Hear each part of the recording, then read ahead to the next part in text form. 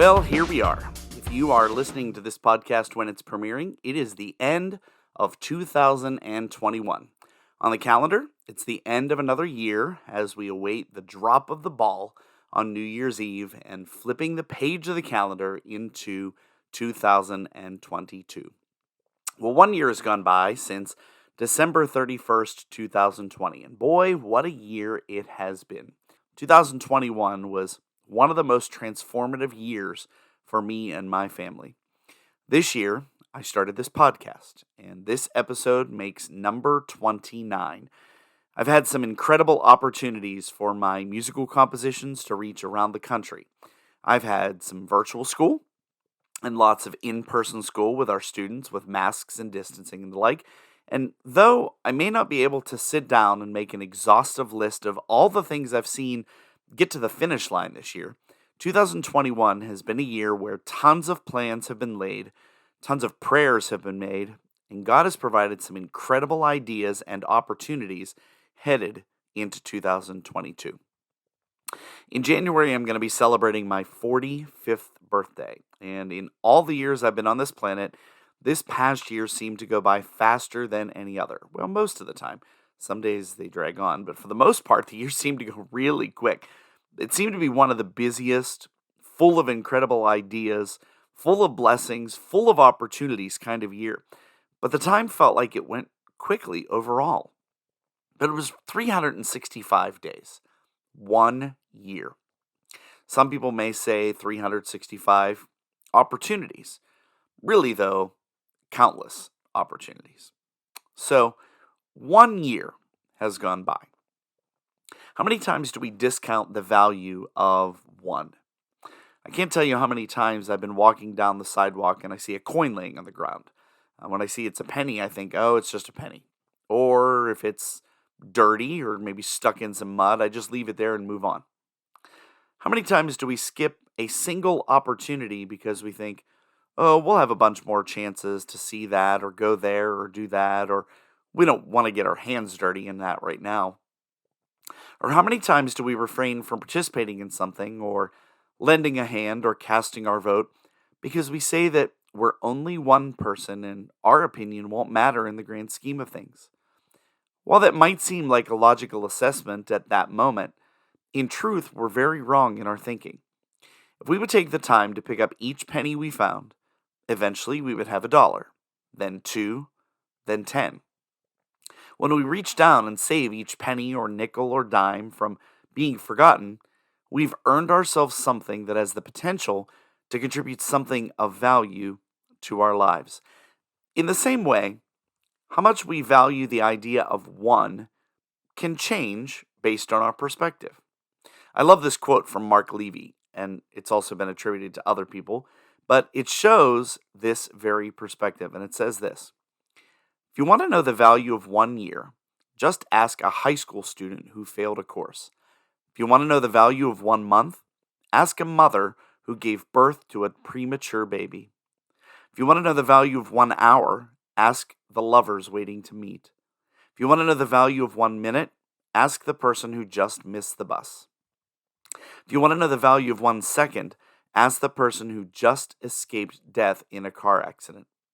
And if you want to know the value of 1/100th of a second, ask the athlete who won a silver medal in the Olympics. So how important is the power of one? Well, if you go to Google and search for those very words, power of one, you'll get millions of results for movies, books, even songs with the name. If you just add the word principle to that search, you'll get nearly 10 billion returns. Let me say that again.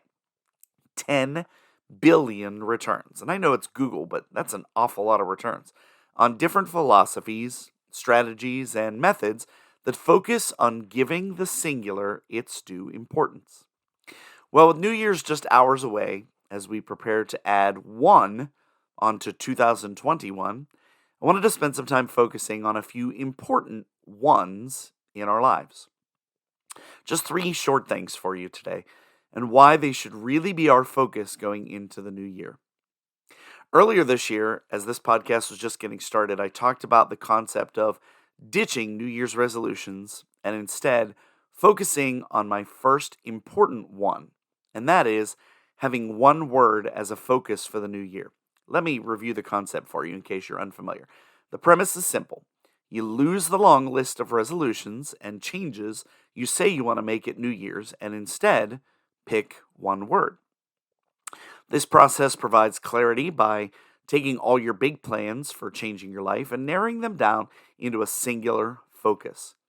Having just one word allows you to center on the character or behavioral change you truly seek and allows you to craft a vision for your year and the years to come. Here's why one word continues to be important for me. 2022 will be the fifth year I have chosen one word as my focus for the year. My words in the past have been genuine, trust, create, and for 2021, purpose. My focus in 2021 was to make sure my words, my actions, my time, my finances, and my artistic creations were done and used with a purpose. And I saw my word for 2022 rather early, but it came very quickly. You see, I started really praying earnestly about it towards the end of November, and God wasted no time making this new word very clear to me. I started reading it everywhere, hearing it everywhere, seeing it everywhere, and God showed me very clearly in this past year that while I'm on the right path, sometimes, okay, all the time, I'm a little off on my timing. Either I'm a little impatient and expect results sooner than I will see them, or I'm thinking something is too far off to devote the time and energy to it. So, my word for 2022 is process. For me, this upcoming year will be more about seeking, developing, and most importantly, trusting. I'm open to new opportunities more than ever, and I trust that I'm earnestly seeking where God wants me to go. I'll get there, or somewhere I'm supposed to be in His timing. And I've been discovering that everything requires a process. One place this has really been a reality for me is in composing, but I'll get to that a little later in the episode. If the concept of one word interests you and you want to dig into it a little further, I'd invite you to check out Season 1, Episode 2 of this podcast to learn a little more about the process and how I develop my words. There's also an online handout that will help you to go along with that episode. Well, the second one I want to mention today is one that I think is important for us to focus on as we head into the new year is focus. One focus. Here's what I mean by this idea. We are to live like Jesus lived. We are challenged to live out our lives with genuine spiritual values and not the values of the world. As we give our attention to spiritual things, we are enabled to live a God-honoring life in this world.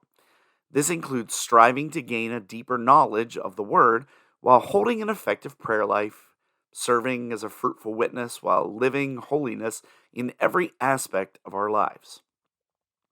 You see, these first two kind of go hand in hand. Developing one word takes all of your big plans, those countless resolutions and lists that we make, and narrows them down to a single focus. As I said earlier, having just one word allows you to center on what it is you are truly seeking for the year and allows you to craft a vision for your year and the years to come. Now, here's sometimes where people maybe don't buy into the idea or get a little lost, and it has to do with goal setting. Goals are important, but believers are admittedly held to a higher standard when it comes to goals. Joel Barker said these words that I'm sure many of you have heard before. Vision without action is merely a dream. Action without vision is merely passing time, but vision with action can change the world. What's most important here is that when we set goals, we make sure they align with our calling and where we feel God is taking us. Through prayer and intentional focus, we develop a vision. This can then allow us to craft goals that are really action statements, and that action, combined with our words, is what allows us to reach new heights and accomplish the unthinkable. Which brings me to my third one, and perhaps the most important, and that is one direction. And no, I don't mean the English-Irish boy band from a decade ago. What I'm referring to is looking ahead and not focusing on what is behind. In Philippians 3, Paul was referring to his own story and encouraging others to press on for the cause of faith. He says these words in verse 13. This is the Amplified Version. Brothers and sisters, I do not consider that I have made it my own yet, but one thing I do, forgetting what lies behind and reaching forward to what lies ahead. What he's saying here is that you don't have to forget about everything that has happened to you. As a matter of fact, there's things you'll want to remember and use as a catalyst to build on for the future. But rather this, you have to intentionally disregard things that are holding you back so they do not keep you from moving forward. And that means the good and the bad. Sometimes our past failures cause us to dwell in pity and self-doubt, but we can get just as hung up on our past victories, allowing them to keep us from rising higher as we hang on too much to those successes without allowing ourselves to move forward. Of the three I'm focusing on today, this is the one that I most often have the hardest time grasping onto. If something great happens, of course it's okay to celebrate and to enjoy the ride while it lasts. However, as I've shared in past episodes, God didn't create us to just do one great thing with a definite deadline, and then that's it. When we see success, we enjoy it, and then it's time for us to move forward, to see how we can build from it or what lies next. I mentioned this is something I have a hard time grasping onto. I'll use my compositions as an example. Last year, 2020, I had 4 musical compositions for Wind Band published by a major national publisher. And when I hit that milestone, I celebrated, was super, super excited, and thought, I'm going to write a whole bunch more. And then I didn't. So I kind of took my success and was like, wow, I made it. I got some stuff published, and then just kind of let the success die off before really moving forward. And I've heard many stories about how my music has actually ministered to people, how it's been a catalyst for conversation, and it gives me a reason to want to move forward. Remember, it doesn't matter what happened before, good or bad. It's important to not let those hinder you from what is ahead. So make the choice today to press forward. Trust that God is working behind the scenes on your behalf, and that as you're intentional in your moving forward, He will pour out His grace and blessing, leading you into what He has prepared for you. So taking these 3 things all into consideration, to kind of summarize what I've shared with you today, my challenge for you in 2022 is this. Develop one word that helps you have one focus and helps point your life in one direction, looking forward rather than looking back, while seeking God's plan for your life. As I reflect back on 2021, it has certainly been an interesting year. I mentioned that it seemed like it went really, really quickly, like blink and it's over. Yeah, there were times, though, that it seemed to go slowly, especially times like the couple days before the end of the school year, or maybe when there were things that I didn't necessarily enjoy.